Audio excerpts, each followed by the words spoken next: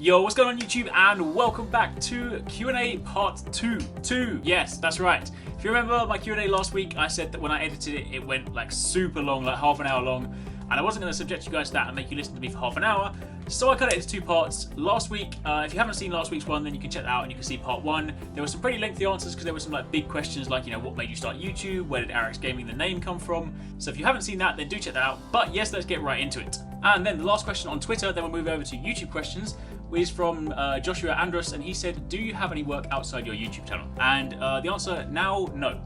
YouTube is everything I do now. YouTube is my job. Before that, back in January, as I said, for like 3 years I worked at Microsoft. I used to do some like freelance web design and graphic design and stuff, but that was sort of sporadic. But yes, no, YouTube is now my full-time gig. So Ben Lipson on YouTube said 2 questions. 1, what part of England do you live in? And 2, what are your favourite 5 games of all time? So, firstly, what part of England do I live in? South-east. I live just sort of like half an hour out of London, something like that, so it's not sort of too far from there. And what my top favourite games of all time? Number 1, Ocarina of Time, Legend of Zelda Ocarina of Time. And the next 4 are in no particular order, but I would say Monster Hunter 4 Ultimate. Yeah, definitely. Like Monster Hunter series is one of my favourite series, but I really love what they've done with the new one. So Monster Hunter 4 Ultimate is definitely up there. Smash Brothers, the new Smash Brothers is awesome as well, so I'd say that one. A lot more Zelda games as well, something like Wind Waker as well. Oh, also Skyward Sword. I think I've already hit my limit. Yeah, Destiny as well. Destiny's definitely one of those. It's really hard to do with lists, but yeah, there you go. There's some games, there's some titles. They are some of my favourites. Zane K on YouTube said, how has YouTube changed your life? In short, more than you will ever know. Like, I can say to you guys, thank you so much. I can say, you know, I really appreciate everything you've done, but like, I honestly can't explain like how much it's helped. Like, I mean, running YouTube when I was working at Microsoft, you know, it was great, but obviously having a full-time job, YouTube was always a second priority. The fact that when I left Microsoft in January, I was like, that's actually fine. Like, I was actually kind of welcomed it because like I've been wanting to go full-time YouTube for a while, and when that happened, I was like, well, I've already got a job. The second I like finished my Microsoft job, I was like, well, let me just start working YouTube full-time. So I didn't have to go looking for a job. So initially, it already gave me that. And then just like the opportunities. I mean, like I've just like, you know, just last weekend, I was at Bungie in Seattle. Like 2 weeks before that, I was in LA at the Call of Duty Championships. You know, I go to regular like capture events, just opportunities to sort of like try games before they come out as well. There's just so many things that I get to do that is just like, honestly, it's just such an amazing experience. The community's great. Like, having you guys support me as well. Like, you know, I love kind of like speaking to you guys and sort of like chatting to you as well. And also like other YouTubers and stuff, hanging out with them is like really cool. So just like, honestly, everything about YouTube and like everything about like this kind of lifestyle is so awesome. So yes, it has massively changed my life. Then next up, the Toaster Billy said, are you going to do any giveaways or contests in the future? Yes, I am. I've got a big one planned for when I hit 100,000 subscribers. I've already said I'm going to be giving away a new Nintendo 3DS and a copy of Monster Hunter, but that is only the Monster Hunter prize. I'm also going to get a Destiny prize lined up, and I will also see if I can kind of secure some other stuff. But yes, 100k is going to be like a big giveaway, and then kind of past that, I'll try and sort of see what I can do on a slightly more regular basis. But yes, 100k is the big one. Bob the Cat said, if you could add any new weapon types to Monster Hunter series, or to the Monster Hunter series, what would it be? Nunchucks, yes. I know there's kind of like fist weapons in Monster Hunter Frontier, but like nunchucks could be really awesome. Like, I'm just a massive like martial arts fan, like Bruce Lee and stuff. But if I could have like, you could kind of just like roll into battle with like nunchucks and stuff, and like maybe like one of them does impact damage. Like maybe you've got like a knife on the end of one of them, and the other one's just like standard club, so you've got like impact and slashing damage. That could be really cool. So yeah, nunchucks. Oak Duber said, how long have you played Monster Hunter? Well, the answer to that would be whenever Monster Hunter Freedom Unite came out.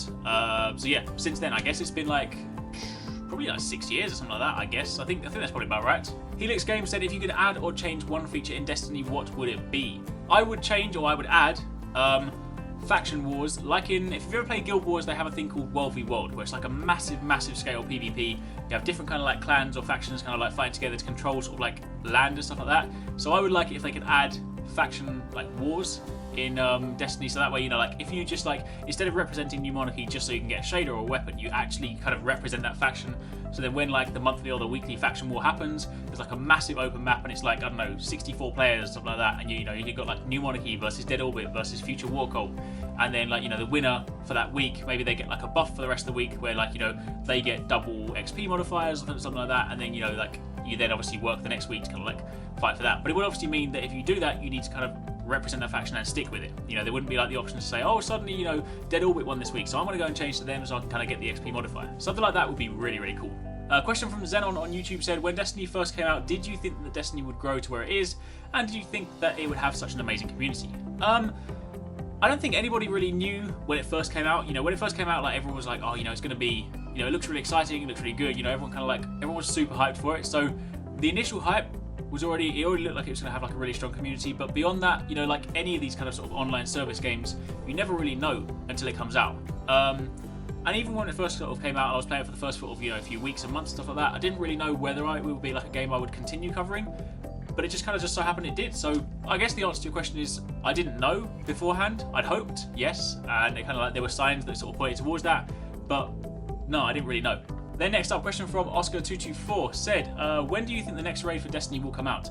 I think it will probably come out in the summer. Like I reckon, like just, you know, speculating, I think Bungie's decision is that, you know, they drop the House of Wolves, and then to avoid the obvious content gap, because, you know, everyone knows in the games industry, summer is like the summer drought. You know, you don't typically have that many games over the summer because they announce them in E3, or they announce like stuff at E3, they work on it over the summer, and then usually around the end of the year, like September, December, October, they will get released. So I think what they're probably going to do is drop House of Wolves, like May, obviously. It will last everyone like a couple of months, like, you know, June, July, and then between like August and September, when everyone's kind of hits that like Destiny drought again, or like the Destiny kind of like burnout period, then they can be like, well, hey, here's a raid. This will keep you busy until Comet comes out, and then job done. So honestly, I would think that's probably what they do. But they could just also similarly just say, well, you know, we'll hold it back and put it in Comet. But I'd like to say summer. Reese Redmond asked, will you be going to E3 in June? Yes, I will. I paid for my flights, paid for my hotel already, and my media pass got approved, so I now have access to that. I just sorted out a few other things and kind of like access to things like press conferences, but yes, I will be going to E3, so I'll have coverage for you guys right from the show floor. Hopefully there's like a lot of capture opportunities lined up as well, so I can get you some capture for some cool stuff. Salvatore S said, how old are you? I am 25. Yes, that's right. Old man. And then Xavier Gomez said, is your hair natural? Yes, my friend, it is natural. I spent a long time growing this, and I groom it every morning, and yes, that's right. This one's an interesting one. Junior Fernandez says, why do you always post gameplay part 1 but never part 2? Now, there's an interesting reason for that. Because as you know from like a gaming channel, I cover like a lot of games. You know, Destiny, Division, and Monster Hunter are my staples, but I will obviously also cover all other games in a certain capacity. I always put out gameplay part 1 because for those of you that kind of like want to see the game in action and aren't sure whether you want to buy it, can at least see the beginning of the game. But beyond that, I kind of gauge interest. Like if the video doesn't get that many views, or like a lot of you guys aren't necessarily watching it, then I think to myself, all right, you know, maybe there's not necessarily that much interest, so there's no point in me like continuing it with a series because I'd rather give you guys content you want to see. If, however, like I do a part 1 and then there's like a crap load of interest and like those of you guys like, oh, I really want to see more of this, then I'm more inclined to do like part 2 and part 3 and stuff like that. So that's generally the reason. I'll always put out a part 1 so you guys can see the game in action and get an idea of what it's like. And then besides that, if you want to see more, there's obviously scope for that, but if not, then I just drop it. What is your main weapon in Monster Hunter 4 Ultimate? The answer is Charge Blade. I started off with Sword and Shield, but I discovered the Charge Blade and I like really enjoy it. But I can use a wide variety of weapons because I kind of change the weapon I use every single time I play a new Monster Hunter game. So I started with Great Sword, then went to Hammer, Long Sword, Dual Sword, Sword and Shield, Insect Glaive, and then Charge Blade. The Corruptor 899 said, do you think each class in Destiny should have another subclass? If so, what should they be? Yes, I think they should, and yes, I think they will in sort of like in time. I think, you know, the fact that there's a slot there, I think it clearly indicates they're going to add one. Obviously, the reason the slot is there right now, if you guys are wondering, is because previously or prior to Destiny releasing the initial design was that there was going to be a thing called subclass locking, where you could lock a subclass and it would give you certain stat boosts, and that would basically make a copy of that subclass, and that's what used to go in the third slot. But I still think there should be one because given that, say, Hunter has Solar and Arc, but they don't have Void, Warlocks have Solar and Void and don't have Arc, and Titans have Arc and Void and don't have Solar. So I think, yeah, they're going to have them, and I think they'll have to fill that void. Scallycap Gamer said, what are your opinions on Monster Hunter Stories? So for those of you that haven't seen it or haven't heard about it, Monster Hunter Stories is another Monster Hunter game that's been announced, which is kind of like this, story-based like RPG version of Monster Hunter, where you play as a rider and you can actually ride monsters, and I guess you can battle them out. I haven't actually seen too much gameplay or anything like that, but I mean, it's interesting. I'll definitely play it. I'll provide you guys some coverage. I don't know whether, I don't imagine it'll have as much depth as, say, like the Monster Hunter series, the conventional Monster Hunters. So I think it's more of like a gap filler. It's probably like marketed more at the younger audience. So I think it's interesting, and by all means, I'm happy for them to kind of like branch out and do things like that. But as long as like the next Monster Hunter, the next big one, is still another core title. Kirk Ver on YouTube said, what came first, the chicken or the egg? The answer, my friend, is Yoshi. Yahoo! That's right. From Mario, the dinosaur. He pooped out an egg, and it went wrong, and a Yoshi wasn't born, but a chicken was born. And then chickens were made. So, Yoshi, egg, chicken.